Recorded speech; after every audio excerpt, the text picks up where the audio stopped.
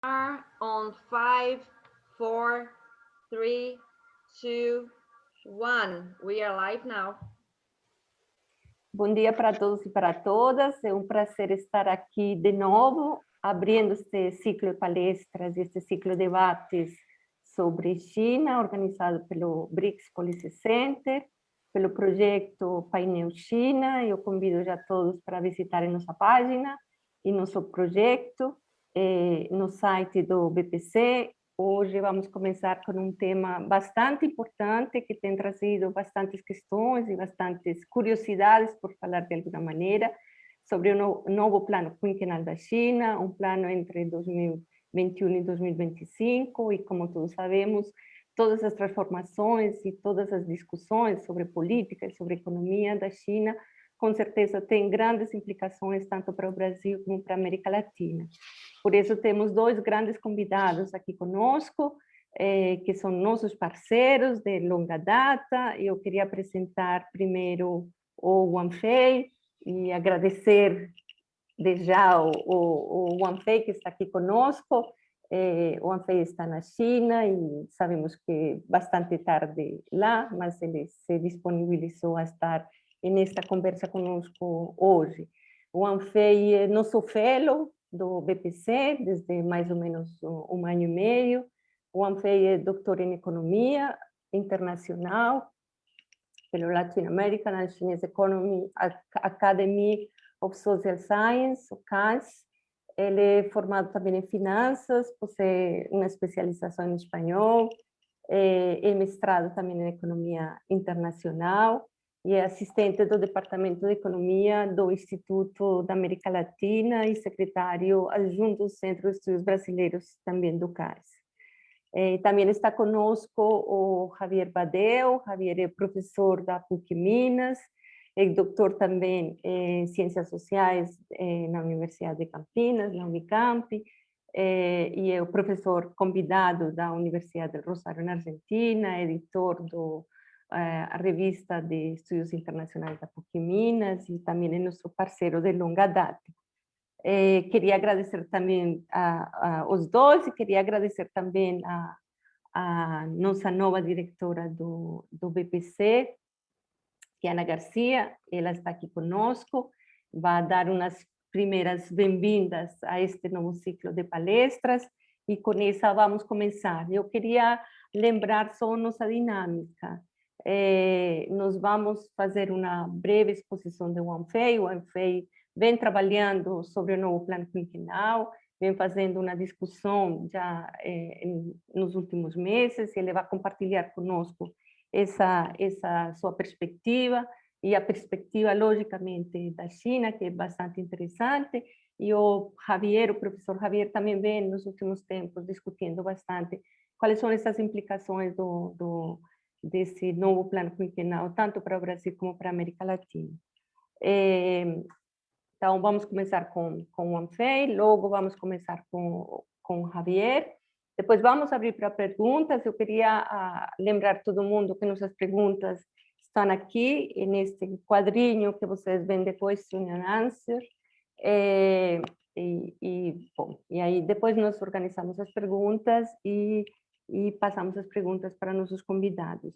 Lembrando que temos tradução simultânea. Os que quiserem usar a tradução, é só entrar nesse globinho que tem ao lado e escolher a língua que vocês quisessem.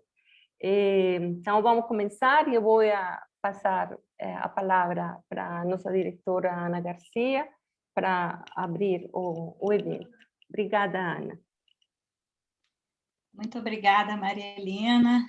Bom dia a todos e todas. É um prazer enorme estar aqui com vocês, abrindo esse evento, uma das minhas primeiras atividades aqui nessa nova função.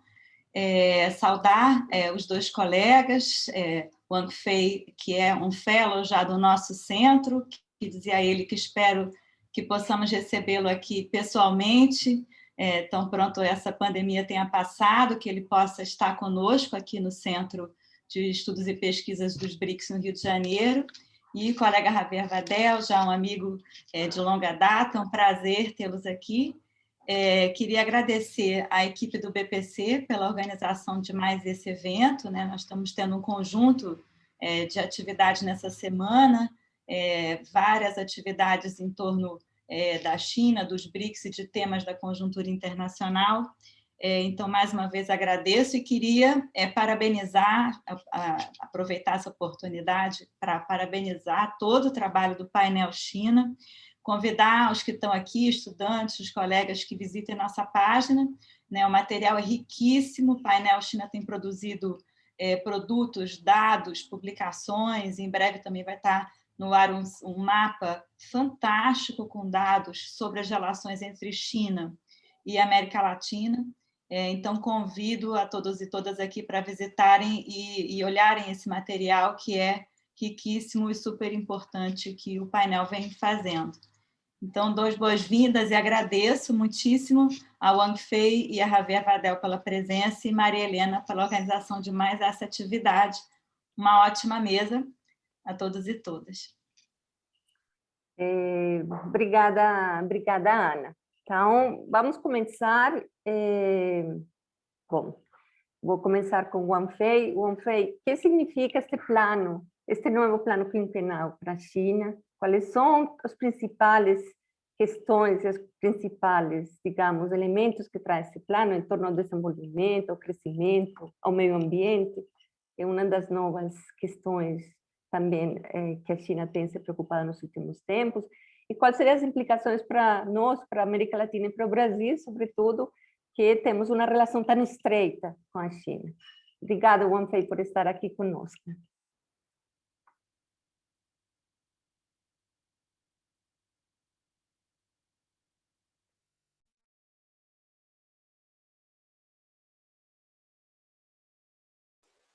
Okay, so can you hear me? Okay, great. And thanks a lot for Malia and Leah. And I'm really happy, and it's my honor to be a research fellow with the colleagues from BPC. And I also want to share my thanks to Anna for the warm invitation. And I really like Brazil. But I have just in Brazil for 8 days. So I really want to have the chance to go there again and to carry out my research with my brilliant colleagues. And I will show my PPT.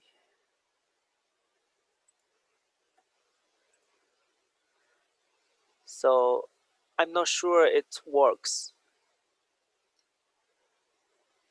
Okay, great. And okay, let's start. I will try my best to explain well and to be keeping time. I'm really glad that my colleagues are curious about China and about the the 14th five-year plan. And I will show what is the plan and the opportunities as well as the risks. So let me start. Yes, I come from Ilascas, and I have been doing the Latin American studies for almost 10 years. And here is a brief introduction. I come from the Department of Economics, and I'm also a member from the Brazilian Study Center. My study area is have two parts. The first one is about monetary policy and inflation, and the dissertation of my PhD is about the inflation targeting of Brazil. So I have doing the Brazilian study for almost 8 years. And another part is about the Sino-Latin American countries' economic relations. And this is a short introduction of myself. And as for the 14th five-year plan, the whole name is about two parts. The first part is about the 5-year plan, and the other part is about the long-range objectives through the year 2035. So although it is a 5-year plan, but from this plan we can see the long range, the objectives of China and what we want to do and the level we want to get. So from this year and onto 5 years, we want to form a new development stage. And as we all know, the nowadays the global conditions is severe, and we have to confront with many difficulties in China and abroad. So our Chinese people and our government want to form a new development stage. And it confirms China's new development strategy. And we will pay much attention on the more sustainable and high quality of growth. So we will not set forth the goal of the growth, but we want to have a more sustainable and the high quality of growth at the less of expenses, and we want to achieve the higher growth. And the two very important parts of the 5-year plan is about dual circulation, and this is a new saying of China, and I will make clear of this saying. And I think this is not new for our colleagues, especially from Brazil. And I think the dual circulation is about the two markets and two resources. And I think our Latin American countries had experienced this time and this stage. And the other part of the 5-year plan is about the technology advancement dominate. So I think our Chinese people want to advance more and to get a higher quality of technology. So this is about the brief introduction of the 15th 5-year plan. We want to get a higher stage and to get a new stage at less expenses, but have a sustainable and high quality growth. And we had come up with the two things. One is about the dual circulation, and the other one is technology advancement dominate. And yes, here is a brief picture of the 19 chapters of the 14th 5-year plan, and I have made this into two parts. From the left part, let we see 1, 2, 3, 4, 5, 6, 7, 11 ones is about the inner circulation of China, and the right ones 8 parts is about the outer or the abroad circulation. And I think these 8 ones can be much more related to other countries, especially the 3 one I have made it in blue. The first one is about the modern industrial system. The second one is about the dual circulation, and the third one is more opening. And I will touch on much about the 3 parts. And I think the 3 parts will be the big opportunities for Brazil and for other Latin American countries. So this is a holistic of the 14th 5-year plan about the 19 chapters. So I will give you a background of of the condition we come up with this, and this is about GDP per capita of China, and from the year of 1995, we can see from the 2019, it is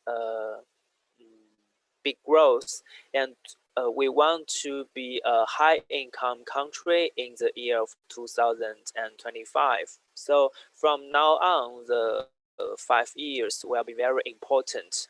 China will change from upper middle income country to a high income country. So how we can achieve this goal and what we want to get the level of this 5-year development, it is very important. So these 5 years will be vital for China. So for the coming 5 years, we have landed this development strategy. And my contents will have 3 parts. So the first one is about the background, and the second one is about China's new position in the world, and the last one will be the opportunities for cooperation, especially for Brazil and some other Latin American countries. So about the background, I think the first one, well, yes, we have all known that the COVID-19 is very severe for both, for all of the countries around the world, and this have been a big shock to China and other countries. And this is very important because in the context of COVID-19, about the trade and commercial and financial and even the tourism and some other things have all changed. So we have to rethink about the condition and about the future of the whole world as well as the specific regions. So the first background must be the COVID-19. And the second one is about China and US relation. And we have known that since the trade war between China and the US, and all have changed. And nowadays we can see a trend that the war is coming from the trade to financial respect, and it's very important for us to pay much attention to the relation between China and the US. And the third background is about the digital economy and the global industrial restructuring. So it will be a great opportunity for our developing countries, including China, Brazil, and some other developing countries to take this great opportunity and may have the chance to emulate the development countries. And the last background, I think, is bilateral and regional cooperation are emerging. And we can see that with the development of the bilateral relations between China and Latin American countries. So we have achieved the great increase of trade as well as the financial and the economic development. And I think as a outer parts of the region of Latin America, China can do more, and we can have much more economic cooperation with LAC countries. So as for the 4 backgrounds, I think all have changed, and there are big opportunities for us to cooperate and to have to achieve more and to have more. And the second part is about China's new position in the world. And this is the 3 things of our government. The first one is China will always be the builder of world peace. We will dedicate it to peaceful development and our Chinese wisdom toward peace and development. The second will be China will be the contributor to global development. We have achieved the positive growth, and I think it's the only country who achieved the growth in the year of 2020. And China is the engine of world economic growth. And we have had an opening up new paths of modernization. And the last one will be China will be the upholder of international order. We will stick to the multilateral frameworks, and we will reform more and to improve of the existing multilateral governance system. And China will do more to achieve the multilateral international order, I think. So as for the background and for the China's new position in the world, it is a specific time to for China to come up with this 5-year plan. And for the opportunities for cooperation, I think Latin American countries is an important strategic point for China, and to implement the comprehensive opening up strategy. For that, Latin American countries have abundant resources, large population, and vast territory. As for Brazil, I think as for the big country in Latin America, and have achieved the first place of trade and investment partner with China since I think 2009, and Brazil is also the member of AIIB, and as well as BRICS, as well as G20. So there are many platforms for the cooperation between China and Brazil. And I will move to the 3 parts of opportunities. The first one is about the production capacity cooperation, and I think this was come up with in the year of 2014 with our Premier Li Keqiang visited Brazil, and we have done a lot for the 6 years from 2014 to 2020, and we have achieved a lot. And the second opportunity will be the Belt and Road Initiative. So the although we have not established the MOU with Brazil now, but I think we can have some other types or some other channel for the economic for between China and Brazil. And the last opportunity will be the dual circulation. So the first one, I will introduce this. Our Chinese FDI is not for natural resources, but for the big market.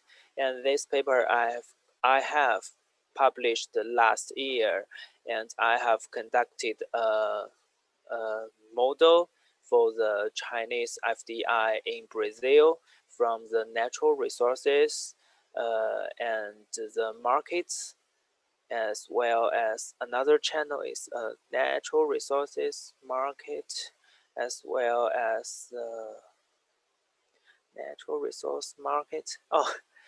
As well as the competitive, I think, and the FDI of Chinese in Brazil is mainly for the big market.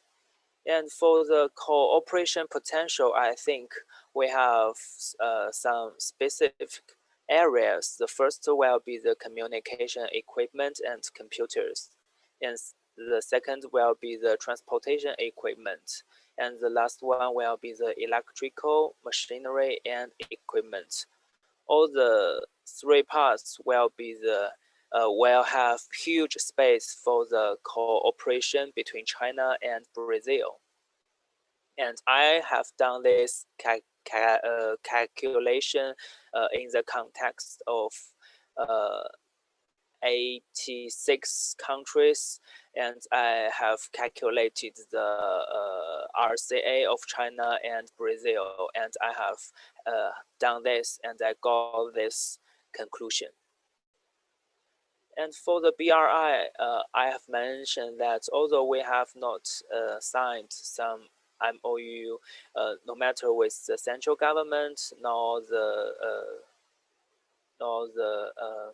state level or the municipal level, but we will have the chance. And as for the BRI, we have 5 fields: the policy coordination, facilities, trade, financial, and people to people. And I think the trade and financial are the 2 big parts between China and Brazil. We have achieved a lot, and we can do something from the 2 parts and to achieve more. And for the dual circulation, and I have mentioned that it is not new for Latin American countries. We all have experienced this. It is just about the development model and about the internal or external resources, as well as the abroad and home markets.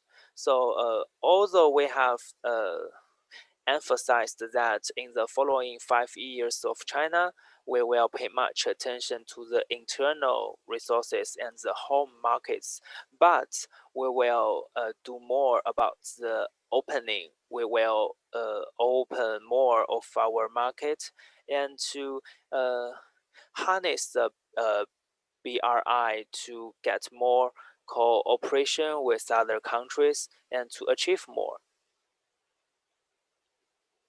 So this is a brief introduction of the 5-year plan and the opportunities between China and Latin American countries, especially with Brazil. Thank you all, and I have learned Portuguese some days, so I will use this to say obrigado. Okay. Obrigadíssima, Wanfei.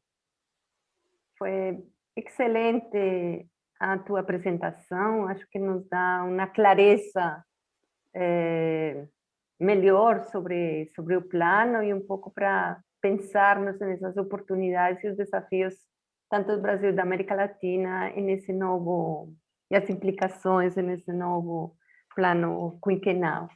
Eu queria passar então essa palavra ao professor Javier Badeu, que vai também compartilhar conosco suas percepções sobre este plano.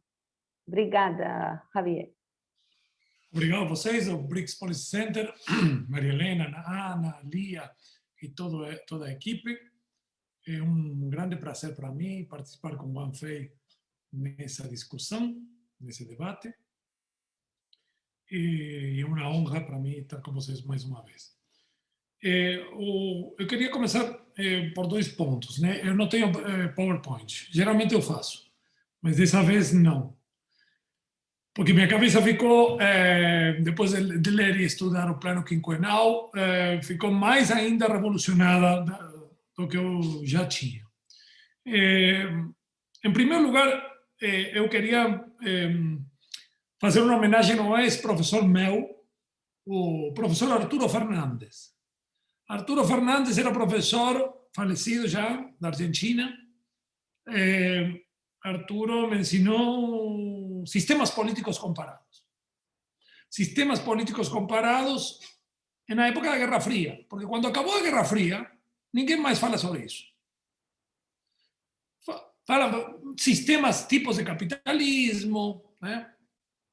Então, eu acho que ter estudado durante a Guerra Fria foi bom, com certos professores.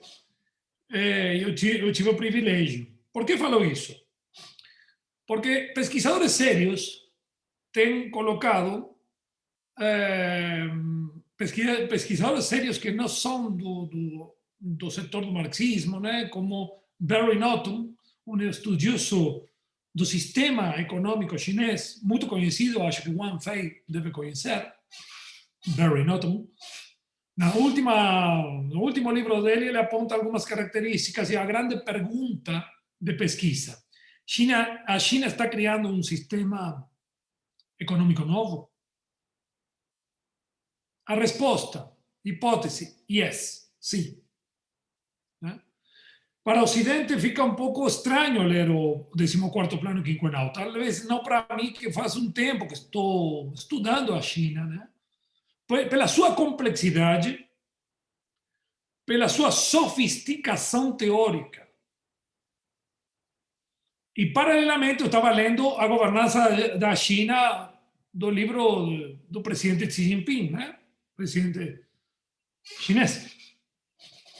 Por outro trabalho que estou fazendo.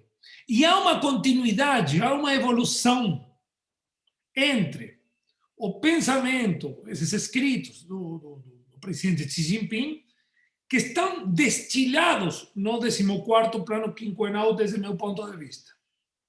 Então, minha fala vai ser basicamente alguns comentários em relação a esse 14º Plano Quinquenal. Eu tive a honra também de escrever com um colega, Elias Jabbour, que está trabalhando muito bem, né, na vanguarda, desde meu ponto de vista, no Brasil, sobre como pensar a China de outra maneira, né? Escrevi sobre o 14º Plano Quinquenal antes do Plano Quinquenal sair na língua inglesa, que para mim, logicamente, era um problema, né? Eu acho que antes de sair no chinês, foi o ano passado num jornal da Argentina. Mas muitas coisas que a gente escreveu fazem sentido depois de ter lido o Plano Quinquenal completo, umas 26, 27 páginas, dividido em 60 pontos, e muito bem colocado por Wang Fei, que não vou repetir, a complexidade dual circulation, da dupla circulação. Né? O que notamos e não é novo, é a confiança que têm os líderes chineses na questão, líderes intelectuais e políticos, estou falando, né? Em termos amplos, na confiança na racionalidade, na razão humana, na capacidade de transformar a razão em planejamento, como nós colocamos. Em planejamento que é uma arte. Já em termos de Maquiavel, a arte da política. E eu acho que tem uma arte aí. E tem elementos que, para a nossa mentalidade ocidental, e eu falo isso muito com os alunos, são difíceis de compreensão direta. E foi apontado também por Barry Norton, né? Um estudioso de muitos anos, que vem do mundo liberal. Tá?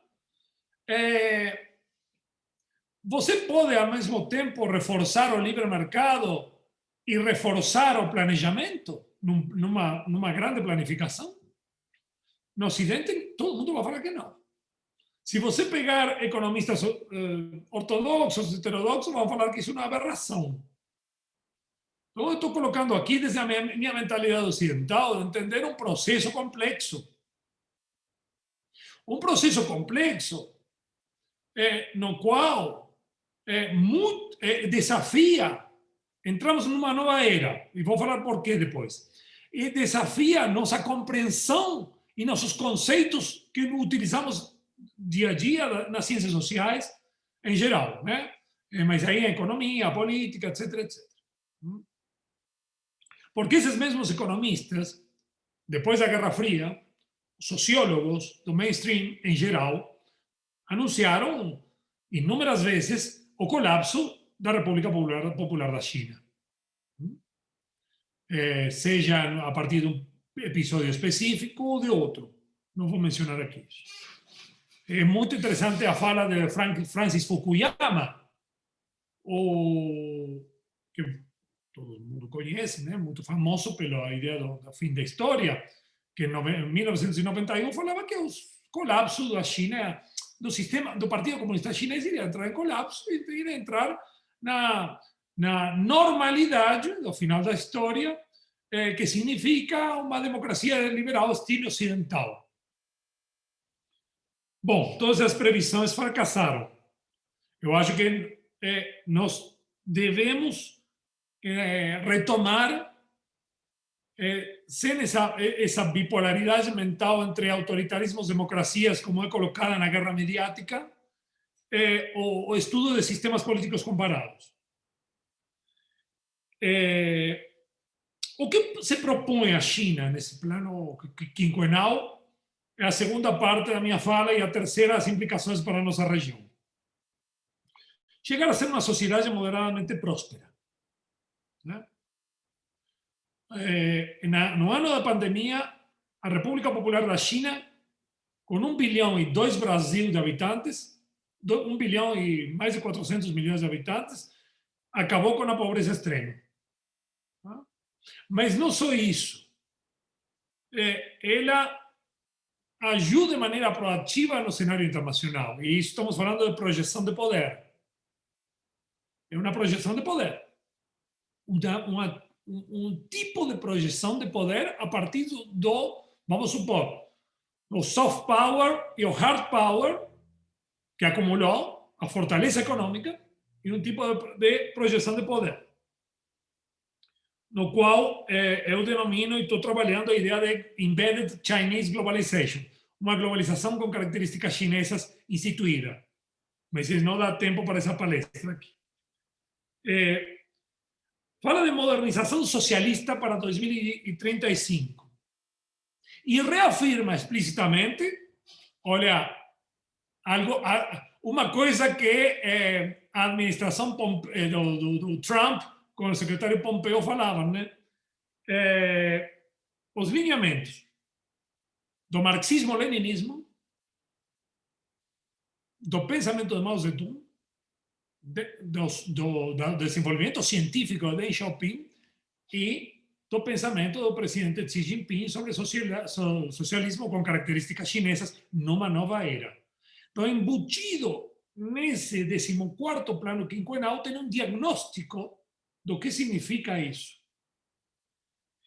E para chegar a isso, houve 3 pontos de ruptura desde 2000 para cá, que alteraram e fizeram com que a China, os governantes da China, os governantes do Partido Comunista, modificassem, de acordo às circunstâncias, seu próprio sistema de desenvolvimento. Primeiro, 2001, que tem uma crise do neoliberalismo, da globalização neoliberal, etc., etc., né, que atinge a região. A Argentina não foi o único país, mas a gente lembra disso, também pela minha razão de ser argentino, né? Mas teve impacto em toda a região. Mas é um ano quando a China entra na OMC, na Organização Mundial do Comércio, com políticas comerciais de abertura e onde começa essa interação com a América Latina de maneira mais profunda, econômica. 2008, 2009, a crise que começa lá nos Estados Unidos, né? As finanças, né? Que se espalha pelo mundo todo, né? A crise do centro capitalista, na qual a China refaz seu planejamento, se adaptando às circunstâncias, colocando um pacote de ajuda de 600 bilhões, e isso está muito claro nos escritos do pensamento da governança aqui da China, no qual se muda radicalmente a forma de entender o desenvolvimento, orientado agora ao mercado doméstico, porque a China não mais pode depender dos mercados internacionais de exportação de baixa qualidade. Agora a China tem que investir e fazer um planejamento para investimento e desenvolvimento. E, sobretudo, em 3 pontos que estão no 14º plano quinquenal, que envolvem a questão da inovação. E, basicamente, esses pontos são os seguintes. São a questão do desenvolvimento verde, green development, isso está muito claro no 14º plano quinquenal, mas isso já está escrito em 2016. Né? a abertura, um novo tipo de abertura, e em terceiro lugar, o desenvolvimento tem que ser para o povo, para a população, compartilhado, senão não serve. Isso não é novo no 14º Plano Quinquenal. Isso mostra um tipo de coerência que a China vem seguindo e tentando, logicamente, enfrentar as dificuldades de seu próprio país e sua própria sociedade em relação a um projeto nacional, um projeto inclusivo para o povo e um projeto desenvolvimentista. Termos que no Brasil se perderam ou ficaram como coisa antiga. Não, não é antigo, não, é novo. É novo. É repensar o desenvolvimento. E aqui não se trata de copiar sistemas que são diferentes, sociedades que são diferentes. Se trata de aprender, learning, inclusive conhecer os outros. Estou falando isso numa circunstância, em um contexto muito complicado, né? No Brasil, que parece que os nossos governantes não querem aprender, ou que já sabem de antemão como é o rumo da história, um rumo da história a partir da deriva, né? Ou a essência do neoliberalismo, ir à deriva sem planejamento e confiar em forças do fetiche mercado. Não sei quanto tempo tenho, eu acho que estou acabando, eu queria ir para a América Latina agora, e depois deixar para as perguntas. Eu estudei o 14º Plano Quinquenal, praticamente, né? E está dividido em 60 pontos, muito complexo. Mas eu queria voltar para a América Latina e a relação tem muito a ver com essa questão que coloquei de projeção de poder. Como a China projeta seu poder e outro vácuo nas relações internacionais, que é a minha área agora mais. Como entender a projeção de poder da China? E eu faço com meus alunos um trabalho de entender a história moderna também, desde 1949, como a China se relacionou com o mundo. Mas isso também podemos ir a civilizações antigas, a dinastia Ming, e por aí vai, né? Qual é a relação? Nós podemos entender a América Latina como uma totalidade? Podemos. Tem gente que fala que sim, tem gente que fala que não, de vários setores políticos. Eu falo, mas o diagnóstico é que há uma grande fragmentação política, e que existe, sim, hoje, em termos pragmáticos, uma instituição que é interlocutora com potências estrangeiras, que é a CELAC. Frouxa. Que é a instituição que tem tido uma relação com a China muito interessante na época da pandemia, embora tenha um ator fundamental da América Latina e do Caribe que suspendeu sua participação na CELAC, que é o Brasil do Bolsonaro, sobretudo, que optou por uma linha, eu vou falar Temer-Bolsonaro, tá? Porque tem uma continuidade de radicalização de um tipo de política externa específica, que nós escrevemos um artigo com uma colega sobre, de maneira unilateral e solitária, que está fracassando, né? Está fracassando, mas não há um reconhecimento desse fracasso. Esse mecanismo da CELAC mostra, talvez, que a projeção de poder da China como um elemento dessa globalização de características chinesas tem três círculos concêntricos de relacionamento: bilateral, minilateral, denomino, e multilateral. Multilateral com as organizações clássicas ou com o Banco Asiático de Investimentos, que é um ator que eu acho que vai ser cada vez mais presente na região. Minilateral a partir de fóruns, da política de fóruns. Então, o Fórum China-CELAC é um elemento de relação minilateral. Não é o único, porque a política de fóruns encontramos em 16+1 na Europa Oriental, nos países árabes, no FOCAC, que é um dos pioneiros. Mas também o minilateral tem a ver com os acordos regionais. Eu queria destacar dois que a China assinou recentemente, na época da pandemia. Três, aliás, mas um é bilateral, com Irã. com a Europa, o Acordo de Investimentos Abrangente, e com a RCEP, o Acordo Regional com os países do Sudeste Asiático, do Leste da Ásia, e Nova Zelândia e Austrália. Então, não há, e nesse sentido, vou metodologicamente e ontologicamente, vou usar o pensamento dialético e da totalidade para entender que esses três mecanismos se reforçam mutuamente no novo processo de globalização com características chinesas. É uma abertura de maneira diferente, como fala o presidente Xi Jinping, pode ser, mas nós temos que entender como isso é diferente, de que maneira e como isso impacta para nós.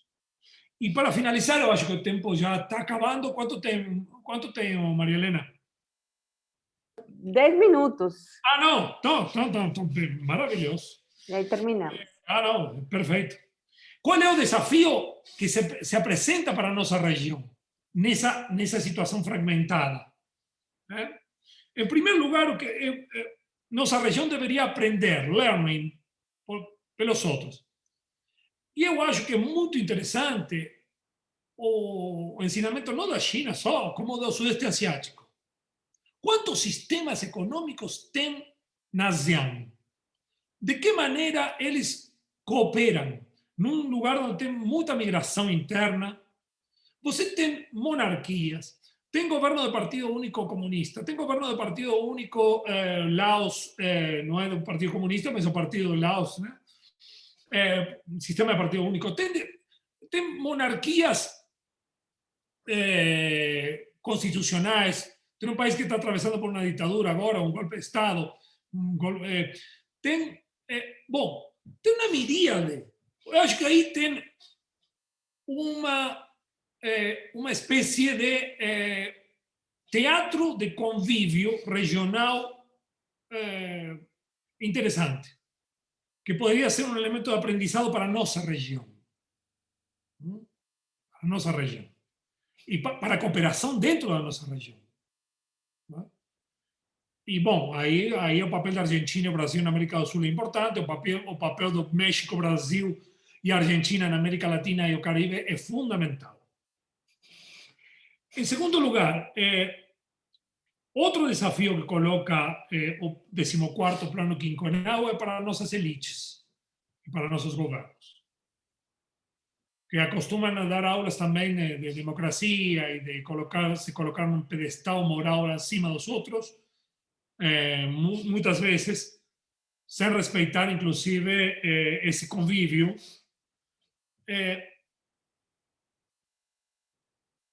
Nós temos que entender que a China é hoje o principal mercado para a nossa região. É o principal mercado para muitos de nossos países. Para o Brasil é desde 2009, para a Argentina recentemente. E essa tendência é crescente. Gostemos ou não. Isso em termos pragmáticos. O 14º Plano Quinquenal implica, tem uma característica novedosa em relação a outros, talvez, que não é projetar 5 anos, planejamento de 5, não, é longo prazo também. Então você pode vislumbrar. Imaginem vocês o que significa passar uma sociedade como a chinesa de 400 milhões de pessoas de classe média para 800 milhões em 10 anos. E alguém pode falar para mim, não, mas isso não vai acontecer. Também falavam que não ia acontecer a China construir 40.000 quilômetros de trens de alta velocidade em 20 anos. E temos isso. E de altíssima qualidade tecnológica. Então, o que implica isso para o mercado global? Para a projeção de poder da China, seu soft power, aí tem debates muito interessantes na nossa academia, se a China vai virar um novo imperialismo, um novo colonialismo, ou não. A minha posição é outra, a minha posição é que há em construção um novo tipo de globalização que contrasta com a globalização neoliberal em formação, que vai questionar os paradigmas nossos. E não significa a revolução global, a exportação de revoluções comunistas, como era na época da Guerra Fria. Não. Não. Empíricamente observamos na África, na América Latina, sobretudo, alguns alunos que trabalham comigo sobre a África, outros da América Latina que estão mais perto do meu objeto de estudo, que a relação da China com esses países é muito diferente, mas tem um padrão. Não tem receitas para que a China te dá para você fazer. Não é um consenso de Washington. Não.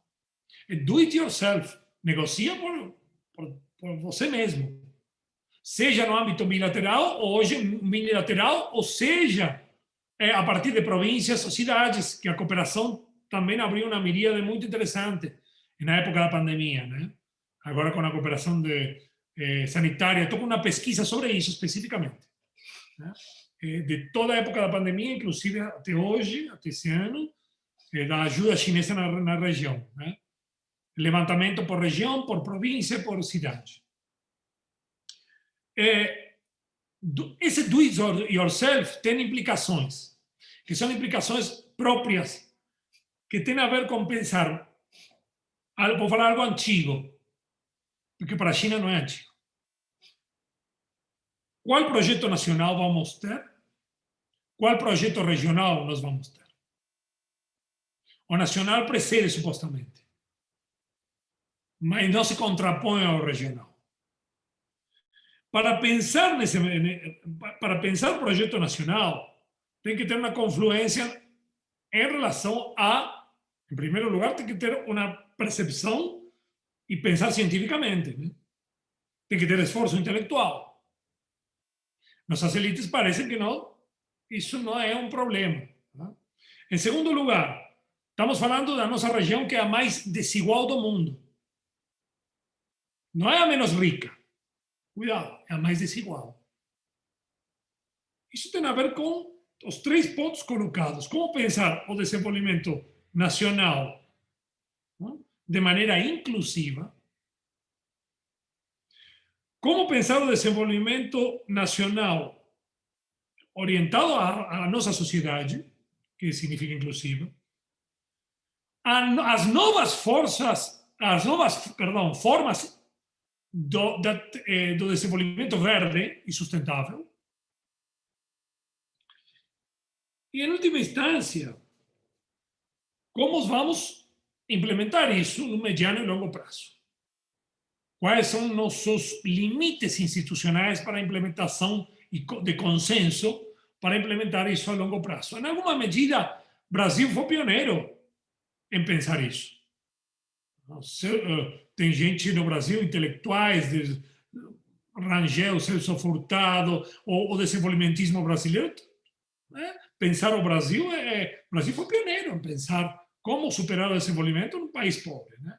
Não estamos falando de um país que não tem uma tradição de pensamento, que não tem uma academia forte, embora hoje enfraquecida por razões que não vou apontar aqui. Então, nesse sentido, eu acho que o 14º Plano Quinquenal é um aprendizado para nós. Eu acho que é obrigatório ler. Porque nós podemos ter projetos nacionais que demandam esforços de reindustrializar ou, por exemplo, produzir lítio em cooperação com a China, produzir baterias de lítio em cooperação com a China e carros elétricos com transferência tecnológica. Por que não negociar isso com a China? Algumas elites em alguns países preferem exportar o lítio. Para a China não vai ter problema, não. Se ela vai continuar com sua política de não intervenção nos assuntos internos, se a gente não aprendeu isso, quando vai aprender? Vamos querer mudar a política da China desde a nossa região, encavalados em ideias lunáticas de Trump ou dos neoconservadores? Ou esperando que o regime chinês mude, como desde Francis Fukuyama até hoje, as pessoas, claro, depois vem um Pompeu da vida e fala, nos enganaram 40 anos. Não enganaram ninguém. Quem enganou foi a academia, mas não os chineses. Então, estamos em um dilema na nossa região que é dramático. E eu queria finalizar assim. É dramático e é crucial. E eu acho que mais no Brasil. Mais no Brasil. Então, o que fica para nós bom, que também queria agradecer esse debate, me forçar também ao estudo mais aprofundado desse 14º plano quinquenal e terminar com essa dupla circulação, né? A dupla circulação não é unicamente um plano de mediano e longo prazo. A dupla circulação não entra na cabeça de algumas pessoas que estudam economia e ortodoxas aqui no Brasil. Não, não entra, não. Não podem entender que você fomentando o mercado doméstico vai fomentar o mercado externo. Né? Não só no comércio, nas indústrias, que inclusive indústrias que podem ir para a China. E uma coisa que tem que ficar claro é o seguinte, já para finalizar. A China tem um sistema, e eu concordo com Barry Norton, um sistema novo, novedoso, que está nascendo. Né? Eles denominam socialismo com características chinesas. Norton não tem um nome. Eu não vou entrar nessa polêmica. Vamos falar, mas é só ter em conta que o papel do governo é fundamental nesse sistema, com suas características. Sem o papel do governo não tem desenvolvimento, inclusivo e nacional. Então, um ponto fundamental que ficou na minha cabeça é o seguinte, as múltiplas formas de propriedade. Nós temos o privado o público, pronto, privatizar, não serve ao Estado, essa onda de hoje. Até a gente depois entender, não é tão assim. Lá tem múltiplas formas de propriedade, que a gente empiricamente tem que aprender. Como coexistem. A relação entre o público e o privado tem que ser simbiótica. Tem que ser a serviço de alguma meta e propósito, senão não serve para nada. Se não serve para 3 ou 4 se enriquecerem e fugar capitais. Então, isso sim é uma relação, isso sim é um elo que interconecta a América Latina e o Caribe. Isso sim. Isso sim. Esse é o elo fundamental. Porque na China a propriedade pública ocupa a posição dominante que guia essa simbiose. Que alguém do mainstream me explique isso. Tá? E a simbiose tem a ver com o projeto nacional. Eu não vejo de outra maneira. E esse é o desafio da América Latina e do Caribe. Eu paro por aqui porque daria para muito mais. Maria Helena, agradeço mais uma vez vocês pela oportunidade, né? Javier, muito obrigada, na verdade. O sea, eu acho que esta discussão... De nada em português e em espanhol. De nada em espanhol, nesse portunhol meu. Eu acho que esta discussão nos traz milhões de questões, não é? Temos muitíssimas perguntas e eu acho que é o início de uma longa conversa, na verdade. Eu ia começar com algumas perguntas, na verdade, tentando aqui organizar. E eu vou começar, tem perguntas, Juan Fei e Javier, de vários pontos de vista, na verdade. Eu acho que vocês trouxeram 3 elementos, estou colocando aqui como 3 ou 4 elementos fundamentais. Tem umas específicas, Juan Fei, específicas sobre o plano, sim, querendo entender melhor o plano, desmiuçar esse plano, o que significa. Primeiro, eu acho que tem umas especificamente... que significa esse novo socialismo que se discute? Esse é um plano mais político, digamos. Ou seja, o que significa? Que mudanças essas reais trazeria para a sociedade chinesa essa ideia de um novo socialismo, ou dessa discussão, que eu acho que é bem interessante, pensando a longo prazo também. Não só pensando neste plano até 2025, sino pensando até 2035, quais seriam reais as transformações da sociedade chinesa, na verdade, tanto em termos econômicos como em termos políticos, digamos. Acho que tem várias perguntas sobre isso, com as transformações reais. Tem outro campo, e isso também para Javier, obviamente, tem outro campo de perguntas que tem que ver, logicamente, com questões de o que significa esse desenvolvimento verde, na verdade, quais são os desafios que também traz para a China internamente, não é? Que traz desafios internos. E sobretudo, eu acho que tem muito a ver com o que Javier estava discutindo no final, que significa esses desafios internos, mas esses desafios para fora também, sobretudo para a América Latina, essas relações para fora. Tem alguma... Não, além da cooperação, será que vai ter algumas transformações, digamos, das empresas também aqui no continente, que atuam aqui no continente? Será que vai ter toda uma mudança de tecnologia? Bom, um pouco pensar isso efetivamente, que significa. E, sobretudo, talvez o Javier estava trazendo, talvez isso nos vá também obrigar, de alguma maneira, nós, aqui na América Latina, especialmente no Brasil, também a repensar-nos também nesse desenvolvimento verde, não é? Pensando que a China não é o maior sócio comercial, o investimento direto internacional é muito grande no Brasil e na América Latina, e se China já tem um novo patamar de desenvolvimento verde, será que isso nos vai também modificar, nos vai ajudar a mudar nesse campo? Essa é uma das grandes perguntas também. E também isso podemos trazer para a tecnologia, para as novas tecnologias, que é essa discussão também que se coloca tanto nas tecnologias, como quais são as empresas específicas, os setores específicos que se discute sobre essas tecnologias chaves que são mencionadas nesse plano. Quais seriam essas tecnologias? Eu sei que essa tecnologia é comunicação e etc., mas que, bom, quais seriam essas tecnologias que são mencionadas aí? Tem algumas perguntas específicas também sobre questões mais econômicas, ou seja, o que significa ampliar, o que significa autonomia dentro desse plano, autonomia chinesa, combinado um pouco com esse consumo interno, não é?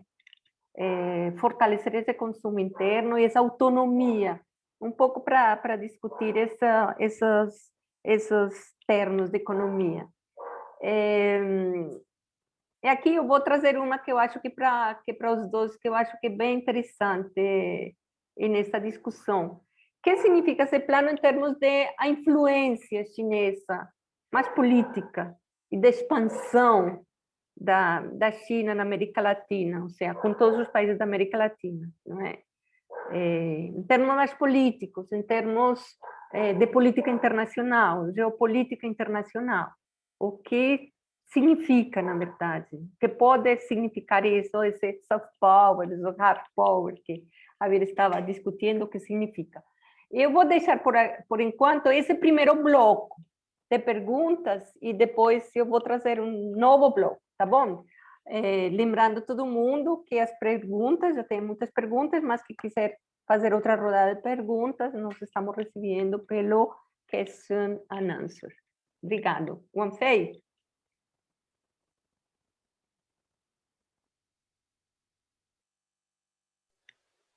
Okay.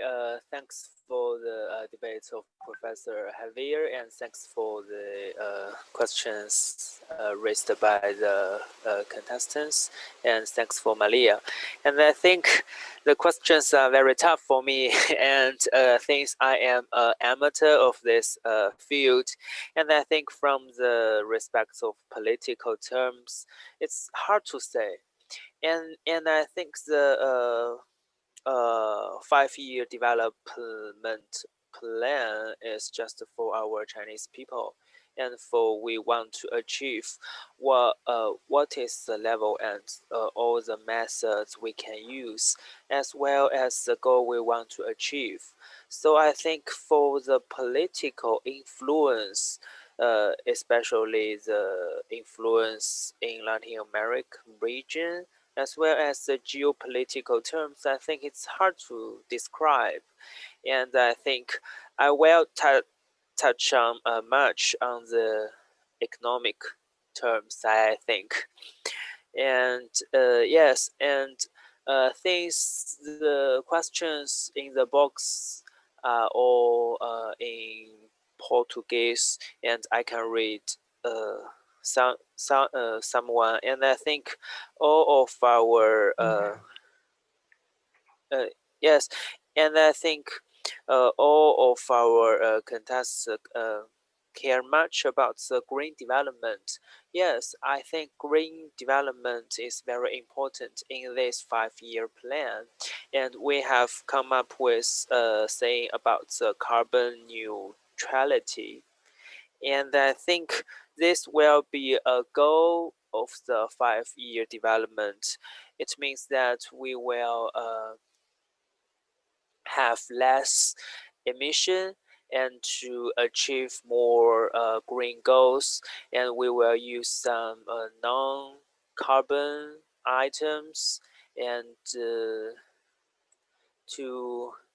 to plant more trees and to control the emission of the carbon gases, and to achieve the goal of 2030,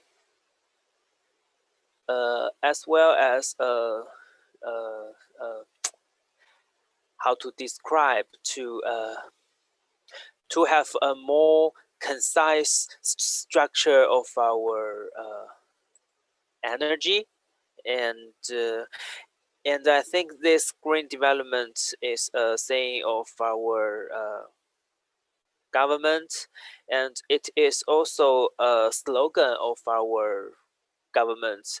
We want to be a model around the world, and to protect the environment. And for the technology change, I think it's very hard to describe, and I have consulted to the text of the 14th development plan. It says that we will foster advanced manufacturing clusters and promote the innovation and development of industrials, such as integrated circuits, aerospace, ship and ocean engineering equipment, robots, advanced rail transit equipment, as well as the advanced electric power equipment, engineering machine, high-end CNC machine tools, and we will develop the medicine and medical equipment, especially in the context of COVID-19. And China will also transform and upgrade traditional industries, promote the layout, optimization, and structural adjustments of iron and steel, metals, building materials, and other raw materials industries, expand the supply of high-quality products such as light industry and textile, accelerates the transformation and upgrading of enterprises in key industries such as chemical, paper making, and improves the green manufacturing systems. And all of the things are from the text. And I have noticed that someone want to see the text in English, and I think in the website of our government we have published this, and as well as the text of the plan of year 2021, and I will show the website in the box. And as for the what is the meaning of autonomy, I think especially in the context of the trade war between China and US, many of our companies and the enterprises have encountered the challenge of the shortage of the technology. So we want to develop more, and to have some have some materials as well as meanings of our made in China, and I think this may explain more about the autonomy. It means that we want to have the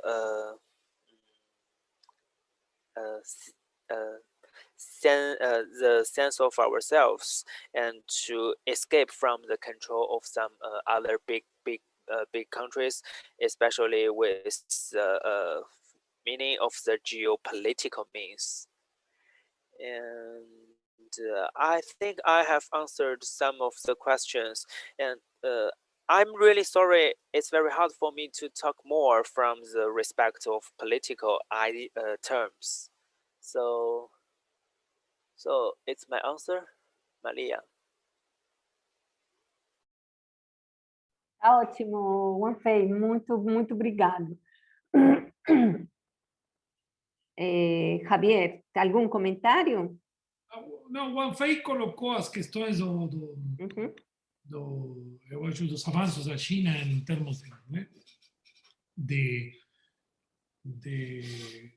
avanços ecológicos, né? A ideia de civilização ecológica vem de longa data, né? Não é hoje, não surge do nada essa economia verde como elemento fundamental da inovação.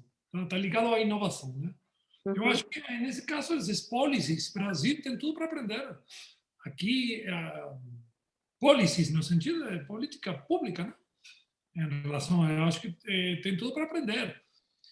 Por muito tempo, a China virou a fábrica do mundo, ainda é. E, bom, essa reconversão não é só uma necessidade planetária, mas também é um elemento fundamental de novo tipo de acumulação. Há muitos negócios por trás dos créditos do carbono, etc. Né? Negócios no bom sentido. Né? Então, a ideia é planejar para direcionar a economia para esse outro tipo de negócios, não poluentes, etc. Esse é o meu ponto. Mas aí tem uma questão interessante, que isso um colega meu, que não vou dar o nome, que trabalha em mudança climática, muito bom, admiro muito, está falando, há umas mudanças interessantes. Estados Unidos pode pressionar a China para valorizar a sua moeda, da 7 a 1, 7 yuan, $1 para valorizar. Mas isso tem uma sacada interessante, porque hoje o centro comprador de créditos de carbono é a Europa, né? E isso pode ir para Xangai, né? Isso mais um... Anotem isso, porque Xangai pode ser um centro de compras de crédito de carbono.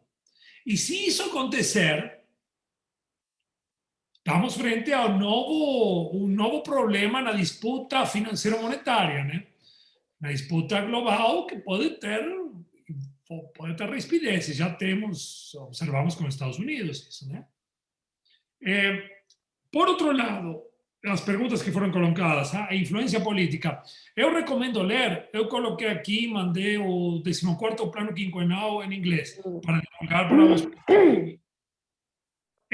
Tem o último documento do State Council da China sobre a cooperação global Sul-Sul, etc. Ele foi publicado em janeiro desse ano. E vale a pena ler.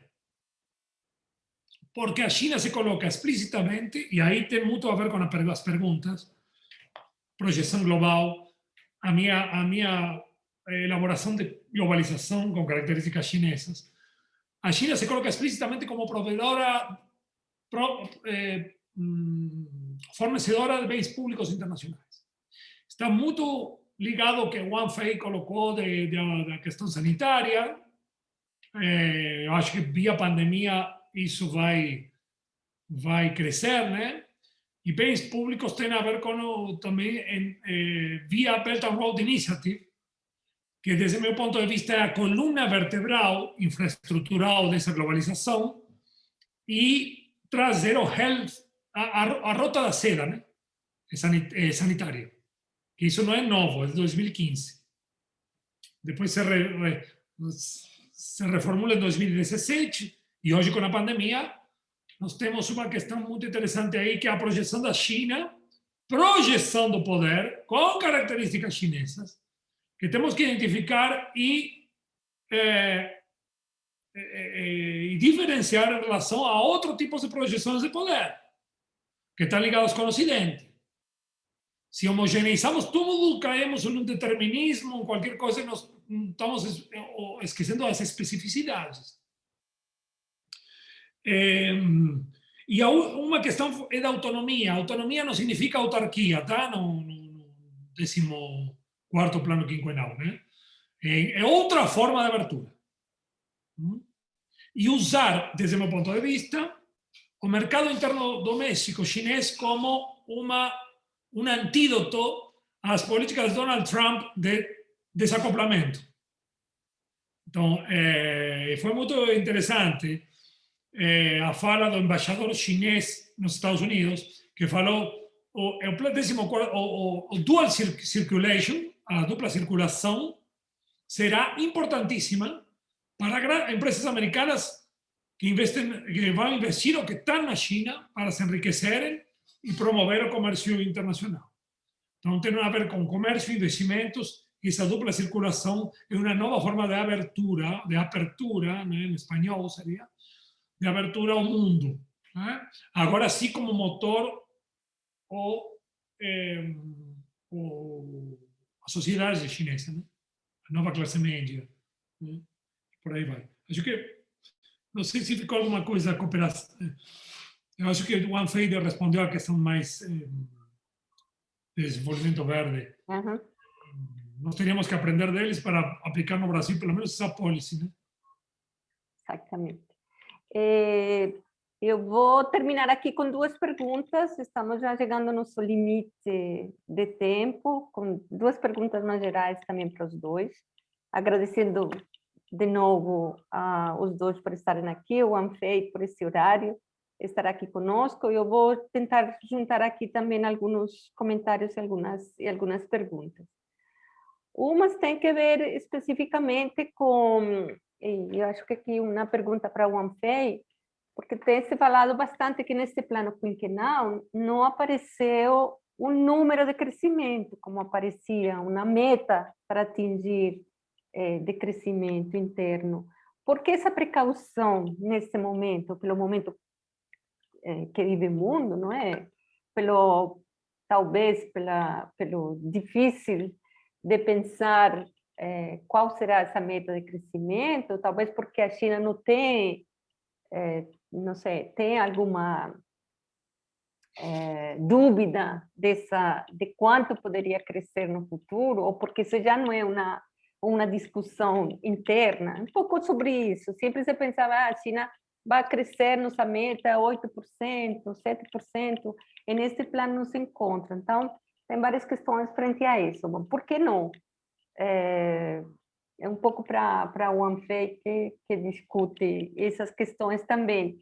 E, ao lado disso, eu acho que todos os países da América Latina somos exportadores de commodities, não é? Para a China. Então, insumos minerais, matérias-primas, soja, no nosso caso, e etc. Uma das perguntas é se, de repente, a China se pensa também nessa autonomia, talvez pensando desde aí, ou desse desenvolvimento, dessa dual economy, se pensa, ou como pensa internamente essa produção, se é possível uma expansão interna de produção agrícola, ou se isso continua sendo uma questão para a China, e essa, logicamente, exportação de commodities é central ainda. Isso é muito importante para a América Latina, como vocês sabem, e todas as discussões que estou vivendo aqui nessas perguntas, é porque nós somos dependentes, de alguma maneira, também dessa exportação de commodities que, de alguma maneira, reprimarizou nossas economias. Então, como se dá também essa interrelação entre esse novo plano e essas economias? Um pouco isso, essa discussão. E vou trazer aqui outras duas coisas, especialmente para Javier, que traz algumas perguntas de que a China é vista como um país socialista. Ou seja, se a China é vista como um país socialista, ou que alguns chamam de uma ditadura comunista, será que ela sempre será vista com desconfiança pela comunidade internacional? Ou nessa narrativa? Ou isso pode estar mudando? Pode ter alguma mudança nesta nova contexto, digamos, neste novo contexto internacional, que eu acho que é interessante. Bom, eu acho que eu deixaria um pouco por aí. Começar o Wanfei?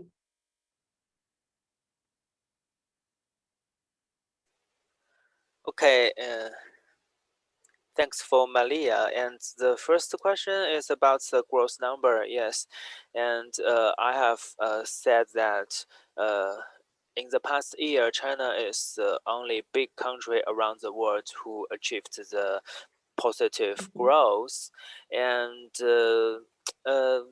so the condition around the world is very complex, and many countries experienced economic crisis, as well as even the financial crisis. So it's very hard to set a specific growth number, and as you have known that for the first 3 months of China, we have achieved almost 20% growth, but we have to pay attention that it is because the first 3 months of last year was very poor, so the growth may not be sustainable. And in the text of the 14th five-year plan, as well as the reports of our government's text of 2021, we have not set the growth goal. But in the discussion of our academic fields, we have talked about that the goal or we can say the growth rate of 2021 may be about 7 or 9%.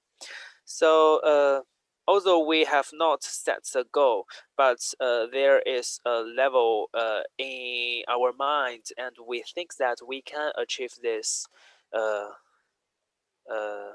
big growth around 7 to 9%. And for the second question, I think is about the commodity exporters of Latin American countries. And I think it's a great opportunity. And in the context of the trade war between China and the US, we can see that Brazil and Argentina had exported more soybeans to China, and they have earned a lot, as well as although they have some decrease in the secondary and the tertiary of their economy, but the agricultural production as well as the agriculture parts of Brazil and Argentina have achieved growth in the 2020, and I think this relation of commodity exporters can be harnessed more, and with this help of China and with more imports of China, so I think this will be a great opportunity. And I also want to mention is that about the price of the commodities, and since the second half of last year, the prices of commodities globally had increased a lot. And for the commodity exporters in Latin America, they can see a good future in the short term. And I think in the long term, they can harness this opportunity to diversify their exports and to have more exports to China as well as to some other countries, I think. Okay, Malia. Ótimo, Wanfei, super obrigado. Algum comentário, Javier, para ir fechando? Sí. En relación a la pregunta que hicieron, de si China es dictadura, ya entramos en los rótulos. Dictadura comunista, dictadura es un gobierno provisorio para restablecer una normalidad anterior. Entonces, eso viene de Roma, digamos. En términos de ciencia política es complicado definir eso, el sistema político de China. Lo que sí se puede decir y deducir a partir de las lecturas y del funcionamiento del sistema político y económico en China, que es un país socialista en construcción. Ellos lo dicen así. Vuelvo a insistir, un liberal serio, investigador, dice, es un nuevo sistema económico en un nuevo sistema político. ¿Cómo puedo definir un sistema socialista en construcción? Que eso está en el 14º plan quinquenal, y en construcción en varios aspectos. En inclusividad, en desarrollo y en refinamiento de la política. Es un sistema de partido único, pero que participan 8 partidos más. Volviendo a la propiedad pública que leí antes, el Partido Comunista lidera el proceso de desarrollo de China con otros partidos. 8 existen.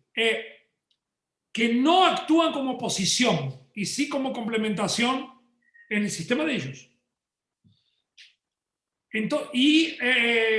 También existe otro tipo de sistema electoral local que se elige después para la Asamblea Popular y bueno, ahí tienen que refinar el sistema político. Por eso quería este homenaje a Arturo Fernández, el gran profesor que tuve, y acabar con la idea del fin de la historia, cuyo sucesor es Branko Milanovic, que dice que todo es capitalismo y ahora va a haber rivalidad intercapitalista. Es mucho más complejo que eso. Un gran economista en el área de la cuestión de desigualdad, pero bueno, en este caso él homogeniza, él continúa un debate que viene de Fukuyama, del fin de la historia. Eso por la pregunta. Y la cuestión de la última, la cuestión de América Latina, sí, no es toda América Latina, María Elena, es América del Sur sobre todo, porque tenemos el caso de Costa Rica, que tiene acuerdos con China muy interesantes, que incluyen tecnología y transferencia tecnológica, fabricación de chips. Hay otra cuestión ahí que debemos analizar en el caso a caso. La cuestión de Cuba, los acuerdos con Cuba también no son, está bien, es una cosa muy particular, o Panamá, pero sí es el caso de Brasil y Argentina, por ejemplo. No es el caso de México, que tiene un gran déficit con China y la cooperación va a tener que ir por otro lado. Pero sí es nuestro karma. No significa no exportar, pero significa 2 cosas para terminar. Tener en cuenta el pensamiento de Prebisch, de la CEPAL, de que no se puede vivir y no se puede desarrollar con materia prima independientemente que estemos en un auge o en un auge maravilloso. Eso no lleva al desarrollo. Y la historia mostró. En segundo lugar, bueno, inclusive lleva formas de crecimiento totalmente desigual. En segundo lugar, la oportunidad que China puede ser para hacer un improvement, en tecnología, inclusive sustentable, en cooperación tecnológica, en intentar diversificar, y yo no veo puertas cerradas en relación a China en relación a eso. Ahora, si un país como Chile, por ejemplo, que quiere vender el litio puro para China, China lo va a comprar sin ningún problema. Entonces, el desafío para América Latina es del papel de la gente, Nos. en el término, no ver la estructura, es entender el diagnóstico mundial y ver cómo formamos o creamos mecanismos de desarrollo y de avance tecnológico. Pero eso no existe sin inversión en ciencia, sin investimento, perdón, en ciencia y tecnología, en tecnología. No existe. Entonces, es una forma de repensar otra vez o Estado, en esse caso Brasil, né? A Argentina está tentando ir para outro rumo, mas a pandemia pegou, não sei o que vai acontecer. Mas a valorização da ciência e tecnologia, do capital humano em ciência e tecnologia no Brasil, em todas as áreas, todas, é fundamental para esse desafio. Né? E o processo de desindustrialização nossa não começou com a China, não. Começou na era neoliberal. É claro. Né? E o pessoal está tentando buscar bodes expiatórios. E não é assim, não. Então, eu acho que por aí, né? Muito obrigado mais uma vez. Prazer em compartilhar essa mesa com vocês. It was a pleasure, Juan Fei. Thank you for being here with us. Bom, eu queria agradecer muito esses dois maravilhosos convidados que tivemos hoje. Esse tema que não se esgota aqui, como vocês veem, a gente poderia ficar discutindo horas, tanto sobre a China, mas sobre nosso papel também, sobre as implicações e os desafios que nós temos e nossas economias têm hoje, a partir também dessa nossa relação e cooperação com a China, que acho que é um elemento fundamental. Como o Javier trouxe no final, somos nós que nos temos que repensar, não é? Valorização da ciência e tecnologia, mudança na nossa política externa, repensar nosso modelo de desenvolvimento. Bom, são muitas questões que a gente teria para discutir. Mas obrigado pelos dois, obrigado, Juan Fei, por estar conosco. Obrigado, Javier, por esses excelentes apontamentos e comentários sobre esse novo plano quinquenal. Com certeza vai ser um tema que a gente vai continuar discutindo. Eu queria agradecer também a todos e a todas que nos acompanharam hoje. Queria convidá-los também para as próximas atividades do BPC. Nós gravamos e essa gravação vai ficar no site do BPC, no site do Painel China, então, por favor, acessem e acompanhem nossas discussões e nossas pesquisas também por aí. Um bom dia para todos e para todas, e muito obrigado.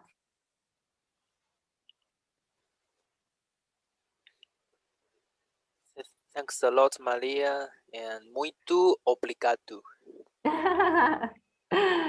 Thanks, Juan Fei, and welcome. Tchau, tchau. Boa noite, Juan Fei. Bom dia para todos e para todas.